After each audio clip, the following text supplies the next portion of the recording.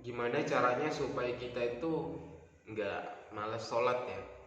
Kan ada orang itu kok jadi malas sholat, malas nanti sholat, buat apa sih sholat? Apalagi yang udah punya anak harusnya bisa mengajarkan anaknya sholat, terutama yang muslim ya. Karena yang muslim ini ya sebenarnya sholat kan kewajiban ya orang Islam gitu. Gimana caranya supaya itu sholat tuh nggak males ya.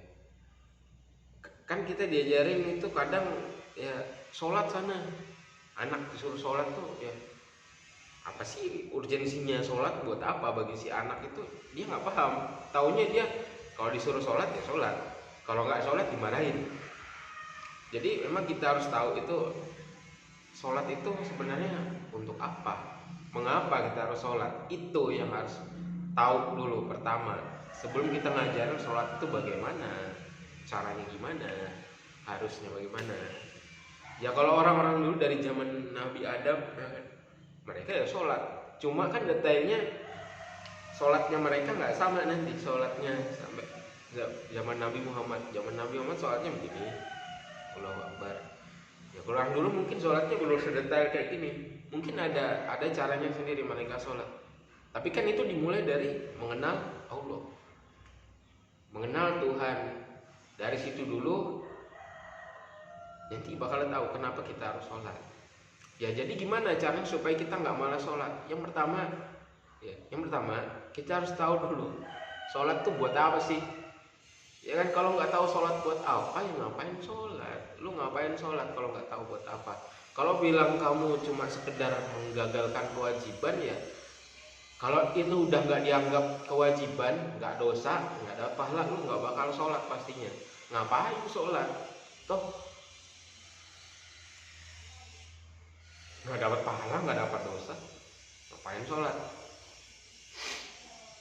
Jadi sholat ini seperti untuk apa sih gitu. Jadi harus tahu dulu, ya ngebacot dulu lah saya. Jadi ya itu yang pertama tadi, harus tahu buat apa. Yang kedua ya, jadi yang pertama harus tahu buat apa, terus dulu alasannya apa.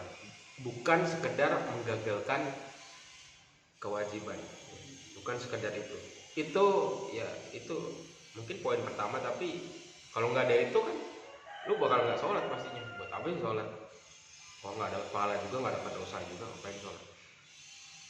Tapi kan sholat itu wajib ya kan?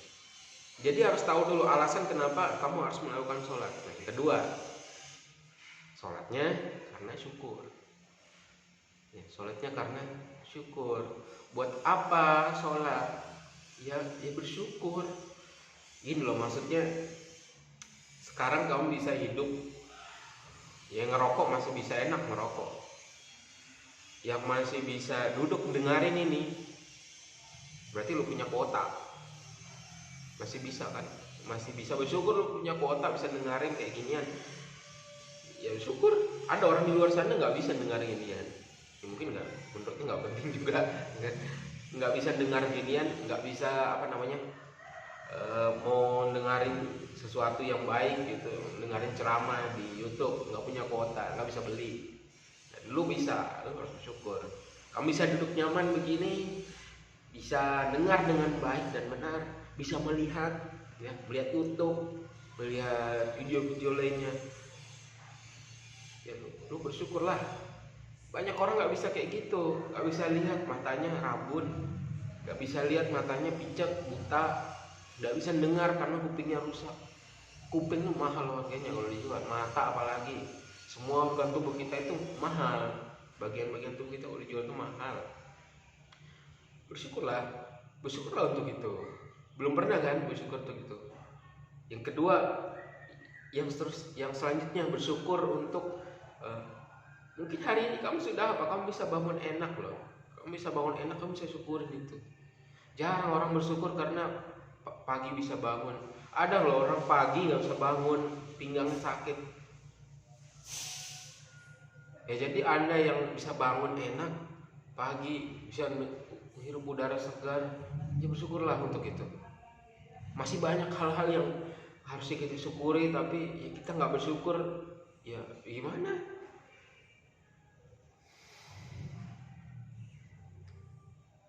Jadi 2 poin penting itu ya, yang mungkin supaya kita nggak malas sholat, harus tahu tujuannya. Yang kedua ya untuk syukur. Ya, kita memang harus syukur sih, ya syukur, ya bersyukur kita udah bisa hidup. Syukur, orang lo sakit hidupnya nggak enak. Ya mungkin hari ini kamu udah dikasih duit 50.000 gitu, ya, syukurlah untuk itu. Zuhur sholat zuhur, kamu dari pagi sampai siang udah bekerja, syukurlah untuk itu. Ada orang di luar sana nggak bisa kerja, nggak dapat duit. Anda yang udah sampai asar nih, pulang capek letih, ya bersyukurlah untuk itu. Orang di luar sana biasa bingung gimana caranya dapat kerjaan ini. Lu udah capek kerja pulang, bersyukurlah untuk itu. Kamu hari ini bisa ketemu orang-orang yang menginspirasimu, ya bersyukurlah untuk itu. Sholatlah tepat waktu. Oke, jadi itu aja. Semoga video ini bermanfaat. Assalamualaikum warahmatullahi wabarakatuh.